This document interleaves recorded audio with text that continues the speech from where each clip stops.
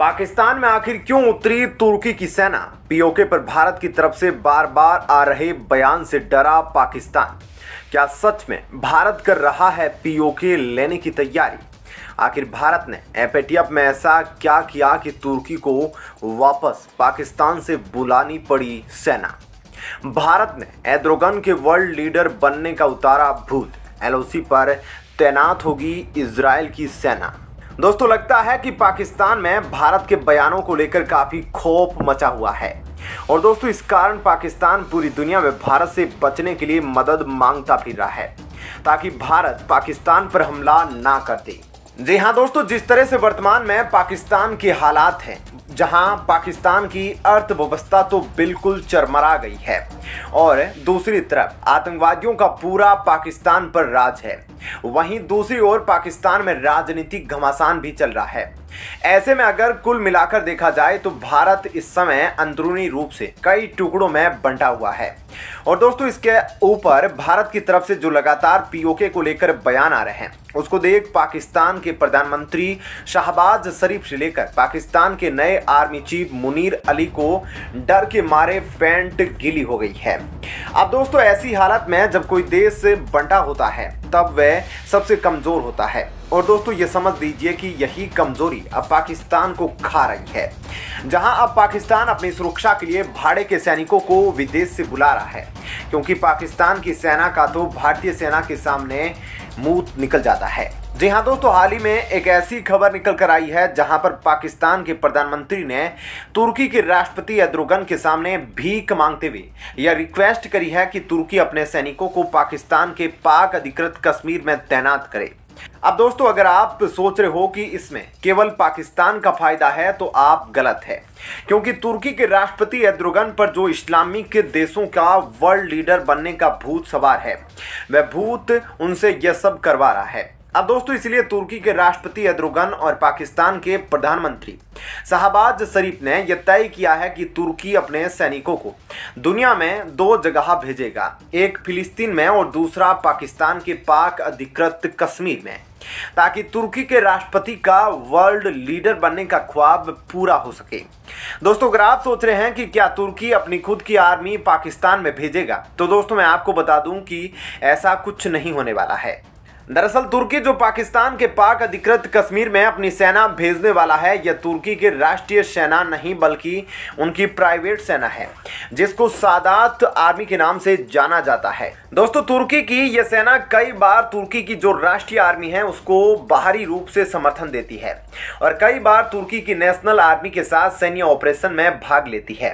अब दोस्तों मैं आपको यहाँ पर यह क्लियर कर दूं कि पाकिस्तान में ऐसे ग्रुप है, लेकिन पाकिस्तान में ऐसे सैनिकों के ग्रुप को भारत आतंकवादी संगठन कहता है जो कि यूएन में अभी बैन है और इनकी किसी भी तरह की फंडिंग पाकिस्तान ने रोक रखी है, क्योंकि अगर उसने फंडिंग करी तो पाकिस्तान की वाट लग जाएगी।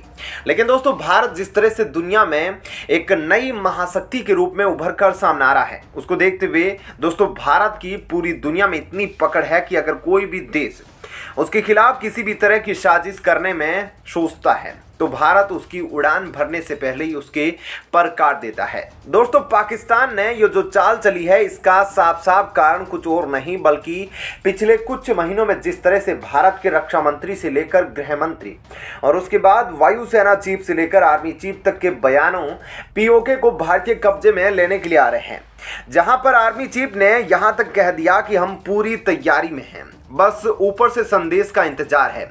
इन सब बयानों से पाकिस्तान के डर के मारे सच में हाथ पैर फूले हुए हैं। दोस्तों पाकिस्तान में जिस तरह से सरकार चल रही है, जहां राजनीतिक घमासान अपने चरम पर है, पाकिस्तान की अर्थव्यवस्था चरमरा रही है और पाकिस्तान के आतंकवादी संगठनों ने पाकिस्तान की सरकार की लेनी देनी कर रखी है। उसको देखते हुए अब पाकिस्तान की सरकार अपने सैनिकों पर भी पैसे नहीं खर्च पा रही है और युद्ध लड़ने की बात तो बहुत दूर की है। ऐसे में दोस्तों अगर आप ऐसे में दोस्तों अगर भारत और पाकिस्तान के बीच कोई छोटी मोटी लड़ाई भी होती है तो ये समझ लीजिए कि पाकिस्तान इसको झेल नहीं पाएगा। और दोस्तों अगर बात रही भारत और पाकिस्तान के बीच पाक अधिकृत कश्मीर को लेकर लंबा युद्ध चला तो ये समझ लीजिए जितना लंबा युद्ध चला उतना ही गड्ढे में पाकिस्तान जाना तय रहेगा, जहां से फिर दोबारा वापसी नहीं कर पाएगा। ऐसे में दोस्तों पाकिस्तान ने तुर्की के राष्ट्रपति से भाड़े के सैनिक लिए हैं, जहां तुर्की के राष्ट्रपति एर्दोगन ने भी इस्लामिक देशों का वर्ल्ड लीडर बनने की दौड़ में इस बात की घोषणा कर दी है कि तुर्की अपने प्राइवेट सैनिक पाकिस्तान के पीओके में भेजेगा। लेकिन दोस्तों तुर्की के इस बयान के आने के बाद अचानक भारत ने ऐसी कूटनीतिक चाल खेली है कि एर्दोगन के हाथ पांव फूल गए। जी हां दोस्तों, तुर्की यह भूल गया कि तुर्की के जो दो पड़ोसी देश हैं ग्रीस और साइप्रस, जहां साइप्रस के आधे क्षेत्र पर तुर्की ने कब्जा कर रखा है, इन दोनों देशों को भारत का पूरा समर्थन है।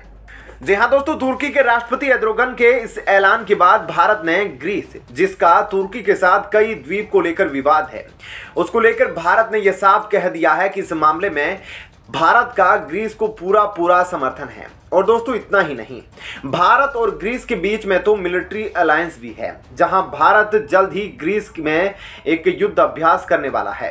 वहीं दोस्तों दूसरी ओर साइप्रस को लेकर भारत ने कई बार यूएन में साइप्रस पर जिस तरह से तुर्की ने कब्जा कर रखा है उसको लेकर तो कई बार विरोध किया है और भारत ने कहा कि तुर्की को साइप्रस का यह क्षेत्र जल्द से जल्द छोड़ना चाहिए। और दोस्तों इतना ही नहीं, भारत तो साइप्रस की डिफेंस रूप से मदद करता है, जहां भारत साइप्रस को डिफेंस वेपन भी भेजता है। लेकिन दोस्तों तुर्की को झटका तो तब लगा जब भारत ने फाइनेंशियल एक्शन टास्क फोर्स की मीटिंग को लेकर बस एक बयान दिया। और दोस्तों फाइनेंशियल एक्शन टास्क फोर्स की मीटिंग में भारत के कितने दोस्त हैं, जब इस बात का तुर्की को पता चला तो तुर्की के राष्ट्रपति एर्दोगन का इस्लामिक वर्ल्ड लीडर बनने का भूत सवार था वह उतर गया। दोस्तों वर्तमान में फाइनेंशियल एक्शन टास्क फोर्स में लगभग 35 सदस्य हैं और 35 सदस्यों में से चीन और तुर्की को छोड़ बाकी सभी सदस्य भारत के अच्छे मित्र हैं, जिनमें से फ्रांस जो कि इस मीटिंग का हेड है वह तो भारत का पक्का दोस्त है। और दोस्तों तुर्की जो वर्तमान में अभी फाइनेंशियल एक्शन टास्क फोर्स की ग्रे लिस्ट में शामिल है, उसको जब भारत ने तुर्की के द्वारा तुर्की में जो मनी लॉन्ड्रिंग की जा रही है, आतंकवादी संगठनों की जो कि पाकिस्तान से संबंधित है, उन पर झलक दिखाई दी, तब एर्दोगन की सांसें फूल गई। दोस्तों भारत के इन सब सबूतों को देखने के बाद तुर्की के राष्ट्रपति अब सोच में पड़ गए हैं कि क्या उन्होंने पीओके में तुर्की का प्राइवेट सेना को भेजने का जो ऐलान किया है उसको वापस लेना चाहिए। और दोस्तों तुर्की के इसी कदम के कारण एक बार फिर भारत और इजराइल की नजदीकियां बढ़ गई है, जहां अब यह साफ हो गया है कि तुर्की पाकिस्तान एक तरफ और भारत इजराइल एक तरफ। और दोस्तों अब ऐसा माना जा रहा है कि जल्द ही भारत इजराइल के सैनिकों के साथ जम्मू कश्मीर में भी एक बड़ा युद्धाभ्यास करने वाला है। और दोस्तों यह युद्धाभ्यास एलओसी सीमा के नजदीक होने की आशंका जताई जा रही है। और दोस्तों इतना ही नहीं, तुर्की की तरफ से भी जो प्राइवेट सैनिकों की घोषणा करी गई है उसको लेकर भारत ने भी ये क्लियर कर दिया है कि एलओसी पर भारतीय सैनिक जब गोली चलाएंगे तो पूछा नहीं जाएगा कि कौन से देश के हो। पीतल की गोली देश नहीं देखती, सीना चीर के आर पार निकलती है। और दोस्तों अब वही डर जो कभी चीन को था कि भारतीय सैनिकों से कैसे लड़ा जाए, यह तुर्की के सैनिकों के सामने आ गया है, क्योंकि भारतीय सैनिकों का बोलबाला पूरी दुनिया में है। पूरी दुनिया जानती है कि भारतीय सैनिकों ने गलवान घाटी में चीन के सैनिकों को किस तरह से कुतो माफिक सुला दिया। ऐसे में अब दोस्तों तुर्की एक बार फिर विचार कर रहा है अपने सैनिकों को। फिलहाल दोस्तों इस वीडियो में इतना ही। आपका इस पर क्या कहना है कमेंट सेक्शन में जरूर बताएं। धन्यवाद।